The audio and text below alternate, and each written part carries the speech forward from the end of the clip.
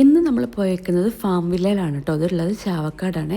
അപ്പോൾ ചെന്നപ്പോൾ തന്നെ നമ്മളിത് ഫസ്റ്റ് ക്യാമലിനെ കണ്ടു. അത് കഴിഞ്ഞിട്ട് നമ്മൾ ഫിഷിന് ഫീഡ് ചെയ്തിട്ടുണ്ട് കേട്ടോ.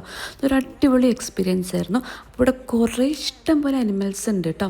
പിന്നെ ഇവിടുത്തെ ക്ലെൻലിനെസ് നല്ല അടിപൊളിയായിട്ടാണ് കേട്ടോ ഇവിടെ മെയിൻറ്റെയിൻ ചെയ്യുന്നത്.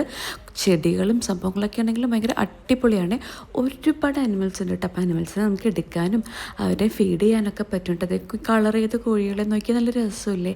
അപ്പോൾ അമ്മു ഇതേ പൂച്ചേനൊക്കെ പിടിച്ച് നിൽപ്പുണ്ട്. അപ്പോൾ അനിമൽസിനെല്ലാം നമുക്ക് എടുക്കാൻ പറ്റും. വീക്ക് ഡേയ്സിൽ പോവുകയാണെങ്കിൽ കുറച്ച് തിരക്ക് കുറവായിരിക്കും കേട്ടോ. വീക്കെൻഡിലാണെങ്കിൽ തിരക്ക് കൂടുതലായിരിക്കും.